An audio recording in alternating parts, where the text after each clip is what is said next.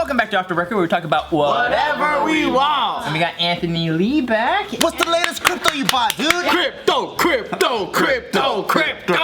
I heard you're like a total degenerate now for crypto. No, dude, I'm very humble with my earnings. Nah, you're a degenerate. Hey, all those people out there that are like part of his team, he's a degenerate. Time out. Define degenerate. Steve. Time in. Time in. You are. Go. It's not even he's defining it. It's just he's the example. The dictionary picture. I just said I introduced you to a couple of these things like 3 weeks ago, and now I want to knight you as a fucking degen because you were explaining all these degen moves to these guys, and I should. He taught me a thing or two. You are now a degen. Congratulations. Here. Congratulations. That was the NFT right there. Take a picture of that. Money Masters right here, There it dude. is. I graduated the course. Yep, there it is. Okay. Welcome to the family. So honored. Get the sword as a gift. Thank you. Booyah to everybody out there. Yeah, man. No, dude, We should this come guy. up with a crypto sword. You guys are just total geeks about crypto. Like when you guys, talk about you're it. part of this too, buddy. No, I'm just listening. I'm an audience member. He just listens. But do you know how many people come through here and they sit in that chair and they're like, "Oh my God, tell me about it. Oh my God, yeah, hook me up, all this shit." And then we leave. They never text me nothing. Never reach out, nothing. This guy hits me up the same night. He hits me up 2 hours after we're finished filming, and we're on a Skype call that night, and we're fucking degenning already. For 4 hours. Very proactive man. I Well, love that. also he has already been in the crypto world for a second, right? Yeah, It wasn't like brand. He was not brand new. I got into 2017, but I was one of those dudes that like didn't really know anything, so I was like, buy this and hold it, right? And it wasn't even like smart. It wasn't like buy Bitcoin and Ethereum and hold it. It was like buy this, and then I like made hella money off Ethereum, and I was like, oh, this works. And then I bought a bunch of shit coins, and then I like lost all my Just money. say you made a lot of money off Ethereum. I did. Well, conceptual money, right? Because I like never put it back in my. No. But after that, I bought a bunch of shit coins. He bought a lot of true blue shit coins too. I was impressed. Yeah. What's some other shit coins? Yeah, when did you diversify? Got some Doge ass coins? No. Before Doge was even a thing, I got random shit. Nothing's like Stuff I never even heard of in my life. Why? swipe. What? But what was your logic behind these coins? Well, at the time, I just. Trying to be at the I didn't Bellagio. fucking know anything, right? I didn't know anything, and then I was just like, when you turn like $5,000 into like, let's say like 60 grand, right? I probably took, Why let's say 60 grand?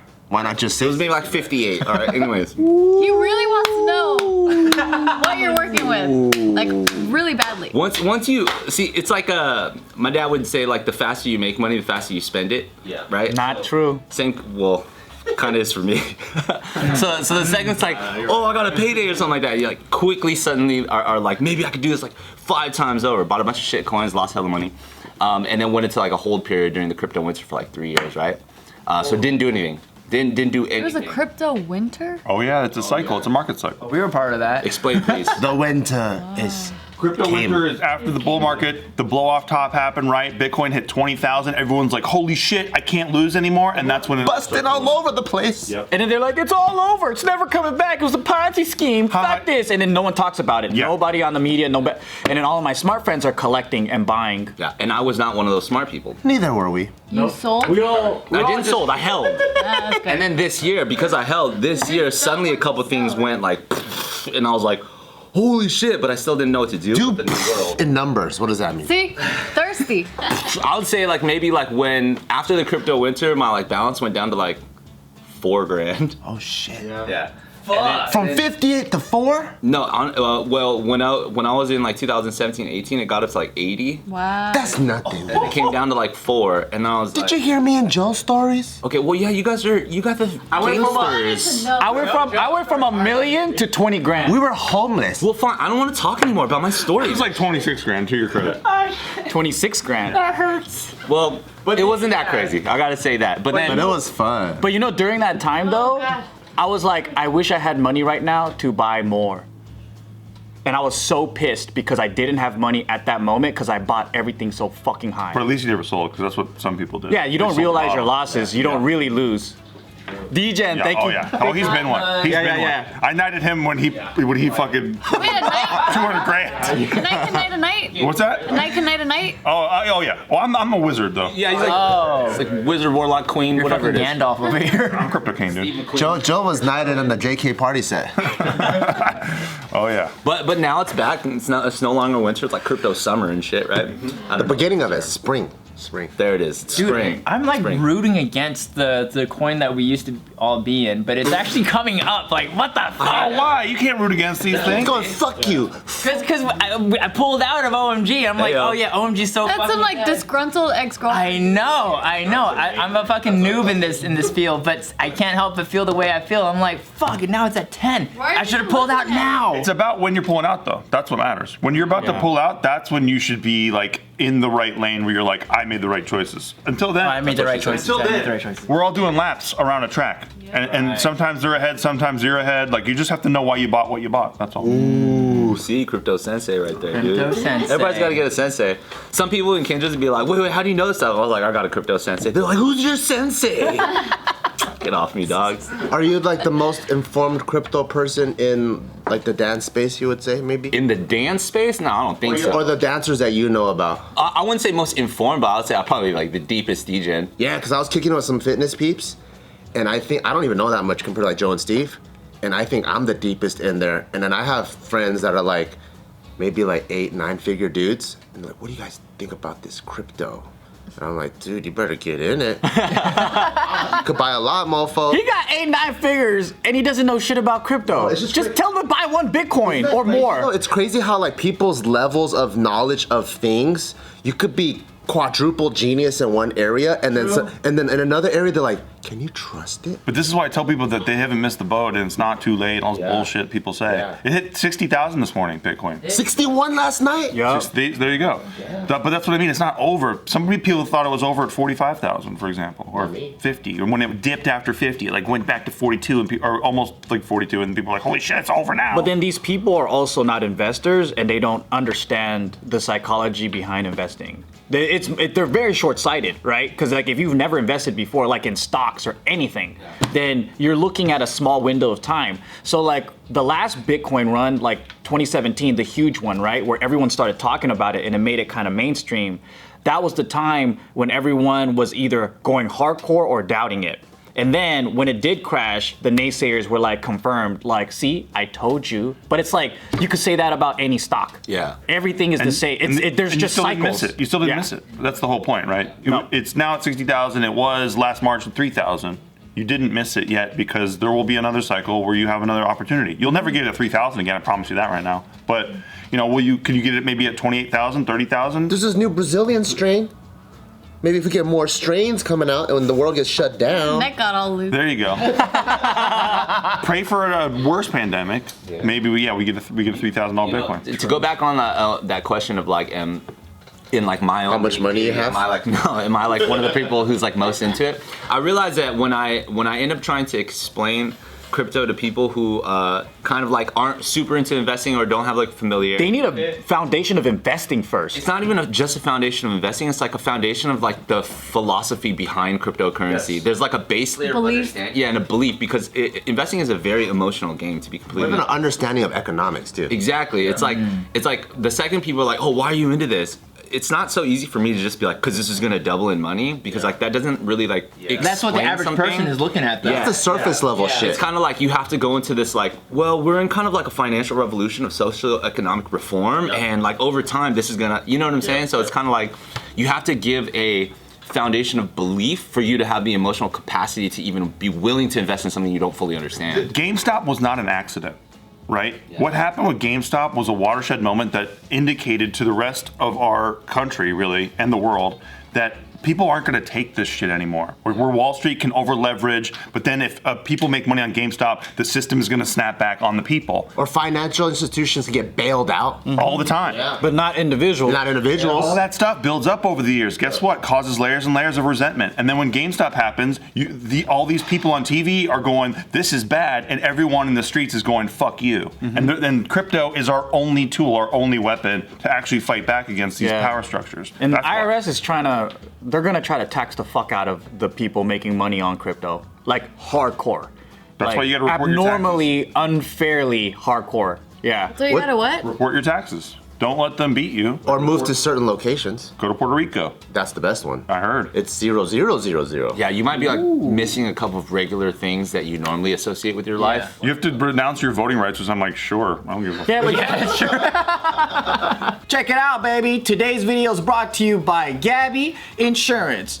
Do you know what this means? The GABI, it's get a better insurance, because that's exactly what they do. You go on there and you're like, I wonder if I really got the best car insurance or home insurance. Let me do a double check. And then you type it in, and for the same coverage that you have right now, they're gonna compare apples to apples and see if they can get you a better rate. In most cases, they do.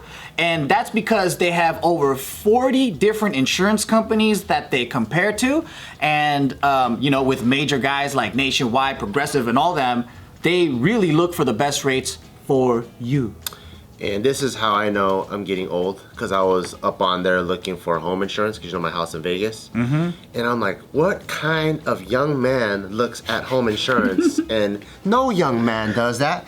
But what made the old man in me happy is I was able to save $60 a month on insurance. Wow. Yeah, because they're comparing apples to apples, and you know, sometimes some insurance companies, they favor one thing over the other, so they're able to take my entire house, put it inside, where the location is, and they figure out what the best insurance rate was, and I was able to save $70. And for me, moving to Vegas is all about saving money. Yeah. So it just helps out. It's right in line with what I'm trying to do. That's $60 every month you could be using on the craps tables. Yup, $720 a year. Yeah. Oh. That's $9.99 prime rib dinners that you could be getting, like 6 of them. From 2 a.m. to 4 a.m. Yup.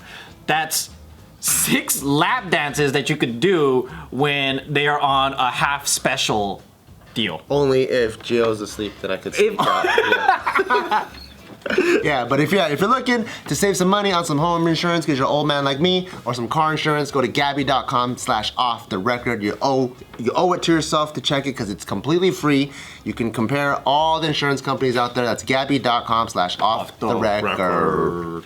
Hey guys, today's video is brought to you by Greene Chef. Greene Chef, baby, the first USDA certified organic meal kit sent to your house. And you know why I love these guys? So Taika's been really getting into cooking. He sees me and Gio cook, and he like goes, oh cool, I want to cook with you guys. And what's cool about Greene Chef, it's everything is already pre-prepared, pre-measured. So instead of like taking things and it becoming a big old mess and I have to watch Taika like throw a potato in the trash can or throw a carrot across the room, it's exactly what we see is what we need in front of us. So I go, Taika, can you crack that one egg? Put it over here. Can you chop that one carrot? And he's really involved. So it's just a really fun family activity. I know a lot of people like to play board games, but cooking together and then also enjoying what you ate right after is a really cool bonding experience.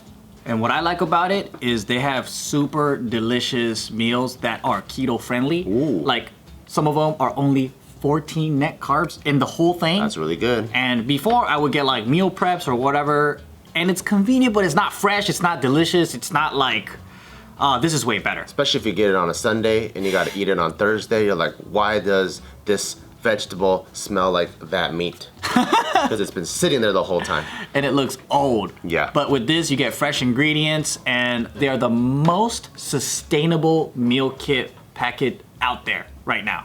So make sure you go to greenchef.com/90 off the record. You don't know why? Because you get $90 off plus free shipping if you go right now. So if you're looking for a delicious meal or just something fun to do with your family and cook together, go to greenchef.com/90 off the record for $90 off plus free shipping. That's a lot of money. Yep. Bye-bye. See you later. Go cook something. Yummy, yummy. What people want to do is they're like, hey, if I put $1,000 in here, am I gonna make 2,000? That's all they want to know.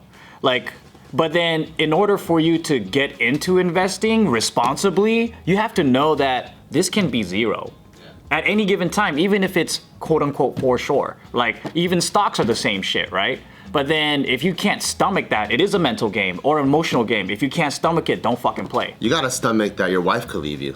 That's how much you got to stomach. Those are all the funny memes. Those are hella on like funny memes. I put 50 grand on GameStop. My wife left me. Yeah, that's hella. I mean, it's not like funny to them, but it's funny. I didn't tell her. That's the best. The best is I didn't tell her. I said we only put in 2,000, and then they show the balance, and it says negative like $48,000. That is where the deceit comes, and that's why he got. But that's how legends are born. I know, that's hilarious. That's why he was left wifeless. That's what Hollywood films are made of. You know what I'm saying? Yeah, man, I'm trying to be a legend. They're born in the fire, bro. They're not born in the coal. I actually think by being too into like this revolutionary thing emotionally is actually working against you. Like the diamond-handed people of GameStop. Like they were like, we need to fight against the system, and then they put millions of dollars, or they could have pulled out, but they're like, we're gonna fight against it, and then like they're just sitting there holding bags. Well, meaning like depending on who they are and depending on how they played it, because there's the what's really going on behind the scenes, right? That's what I'm always asking. What's going on behind the scenes? Why did this happen? Well, if they cashed out, I think it's fine. But then like there are people that didn't, and they're left with bags, because there's always winners and losers in investing in things like this. Yes, of course. Yeah. But with GameStop, for example, I bought GameStop and I'm never selling it. I'm literally never going to. But did you wipe your bank account No, out no, to no. do this? I That's don't what I mean think by anyone like, should. yeah. But that's what I mean by it's a movement. No, you should not over leverage yourself to be part of the movement. Exactly. But I bought a ticket to the show. Why are you never selling GameStop? Because it's a fuck you to the hedge funds, to the hedgies. But it's a right? reasonable amount, right? Like $50. But there are people who dedicate and devote themselves so emotionally to this movement that they'll wipe out their whole bank account to be a soldier in it. Well, it's a gambling addict though. Yeah. And they're legends too. Yeah. Fucking legend. Well, if that's what they're about, I think that's cool that they're, walking the walk. If that's what they really. But that's what I'm saying is but it does do them a disservice, or like, it's like at the end of the day, you're like this quote unquote hero to yourself, right? And you might be like feeling all proud about it, but it's like, did it really help you though? As an investor? No, you were more like a hero. Like you're not an investor. You're just doing it for pride. Yeah, just don't go too hard is all. Yeah, basically. Or go hella hard. But I think it's honorable. Their though. money, I think fuck it's it. cool. Like it's like, well, I go hard, right? But I'm not doing it That's as what I'm a thinking the whole belief. time. Yeah, but then I'm not He's in here with his sword. Hey, don't go too hard. Dude, You're Joe not might as well listening. be You're not shirtless listening. Wait, covered you're not in listening to what I'm saying. I'm not saying just do it for like because you believe in something. I'm doing it as an investor, and I know what I'm getting myself. No, into. but then wasn't the conversation also that in order to be an investor and a smart investor, you have to be able to believe in what you're investing as well? I think there's a spectrum, because to me it's like starving artists, right? Like, who says the starving artist that thinks he's doing super pure shit isn't successful?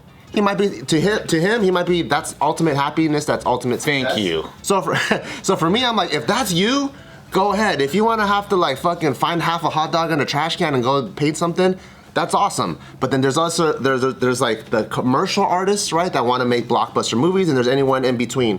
And I feel like even with investors, the same thing. There's people that fully believe in the movement. If they're a hero to themselves and that's what makes them happy, go ahead and do that. But if you want to be a true investor, like what Joe's saying, then the ultimate is your ROI. And if your ROI sucks, you're just a shitty investor. Exactly. There's rules too. The phrase that we've all used, never invest more than you're willing to lose, applies to your stupid movement. Yep. Right? Never means never. Don't invest more than you're willing to lose. Yeah. That's absolutely a fact. That's So why if you put in like $50 and you can lose it, right? No, this is just going based off of the first statement that you made about like going in, and you have to believe what you're doing, right? And a lot of people, they'll just like throw money at it because someone told them that they're gonna make money into it, and it makes sense. But Right. then my whole point is that when you believe too much and you devout yourself like without thinking, that's when you get into deep shit. that's when you become an extremist. Exactly. And people don't even Yeah, want to yeah, talk to you really. Yeah. Except for other extremists, and then you get yourself into like a fucking echo chamber. Yeah. That's why I hang out here. What's crazy though, what's super ironic is all the people in high school that like paid attention to like finance, economics, and accounting that I used to call a lot of really bad names in my own mind when I see them. Your own mind. Fuck! Why did I pay attention to this shit? Because I understand this shit at a much bigger level. I'm like, you fucking, I can't that's even the say these funny words thing. anymore. That's the funny thing too. Like when you're a kid, you think the cool shit is what matters, but then Oh, he talked back to the really teacher. the He's so uncool cool. shit is what matters for the rest of your life. Because it's only like Yeah. what 18 years of your life that you're trying to be cool, and it's not even helping you for the rest of your fucking 70. It's like you care about reputation from people that aren't even gonna matter. Yeah. And then you're like, my reputation is at stake, and it's like you're in 9th grade. What fucking reputation do you have? And you only got to be cool for 4 years, max. And then once you're out, you're the lame kid who left high school. And no one's talking about you. that never got good grades, Yep. and that fucking always sagged their pants or their fucking backpack, and now you have scoliosis and shit. Like, Remember that pass I threw though at that one game? That pass was pretty sick. Living in the past. they're the ones that are constantly like, yeah, my fucking the good old days, and they're just reliving their high school. Do you think people are still talking about them? Like till this day? Do you think there's people that are talking about the cool people in high school? Like, remember that guy when he said that shit to the teacher? Or like, remember how he used to sag his pants? No way in hell. Other burnouts do. Right? Maybe. If that was your heyday, that's so sad, dude. Dude, that guy told a legendary joke in math, man.